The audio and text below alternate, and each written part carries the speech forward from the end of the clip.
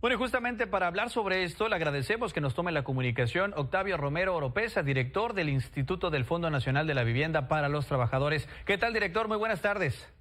¿Qué tal, Joel? Buenas tardes, a tus órdenes. Muchísimas gracias por esta comunicación. Pues para preguntarle sus primeras impresiones tras ya ser aprobadas estas reformas al Infonavit. Pues estamos muy contentos, Joel, porque pues esto marca ya un parteaguas en el país. Con esta reforma al Infonavit se vienen muchísimos cambios para bien de la población en materia de vivienda.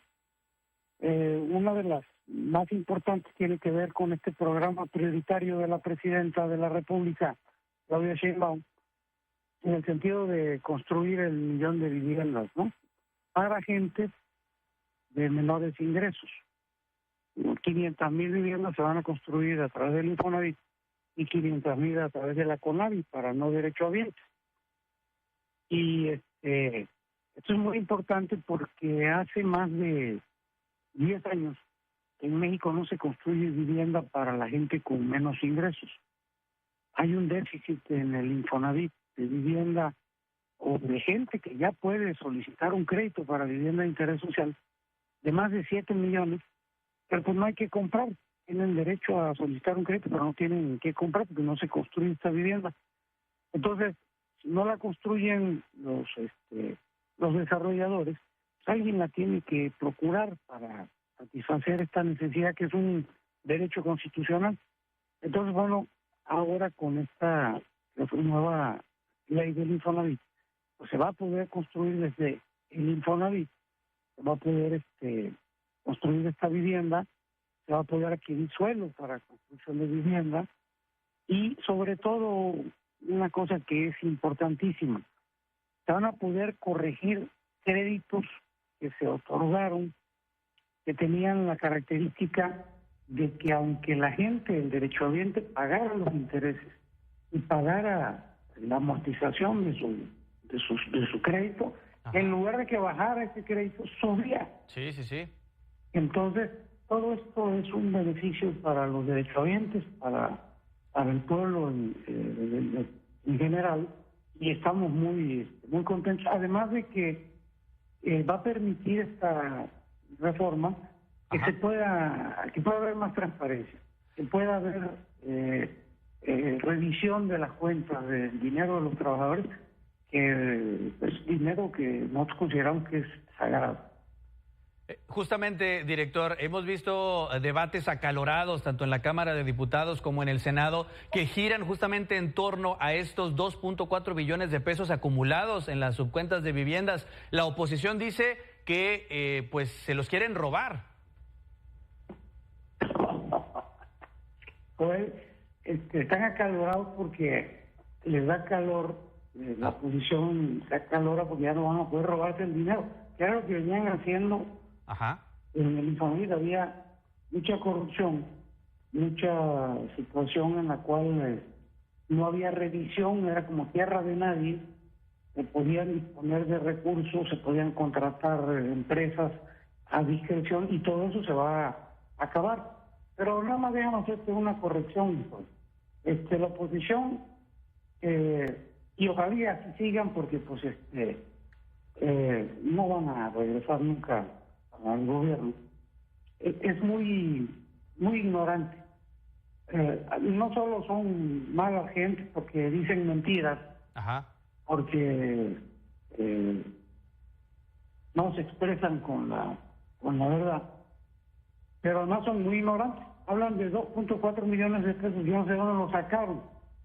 Cuando el presidente López Obrador llegó en la administración pasada, en 2018, en el Fondo de Vivienda habían 140,000 millones de pesos en el Fondo de Vivienda. Okay. El presidente López Obrador implementó una política salarial muy importante. Cuando él llegó, el salario mínimo eran 80 pesos. Cuando él se fue, el salario mínimo estaba en 248 pesos. Esto implica que el fondo creció porque el fondo vive de las aportaciones del 5% del salario de los trabajadores. Creció 3 veces el salario mínimo y por lo tanto no es lo mismo pagar el 5% de 10 que el 5% de 30. Eso significa que como recibió el licenciado López Obrador 140,000 millones, él dejó un fondo de vivienda de 800,000 millones de pesos. Esto que está peleando la oposición de que no se vayan a robar, no solamente no se va a robar, sino que realmente hoy ese monto tan importante, que no son 2.4, sino 800,000 millones, pues se generaron por la política del gobierno de la 4T. Claro. Ahora, director, otra cosa que también acusa la oposición es que este nuevo organismo, que justamente se va a encargar de la construcción de estas viviendas, no va a ser lo suficientemente transparente y que de ahí se pueden desviar recursos, es lo que dice la oposición. Sí, pero pues dicen mentiras, porque ahora precisamente va a poder la Auditoría Superior de la Federación entrar a revisar las cuentas del Infonavit, incluida la constructora.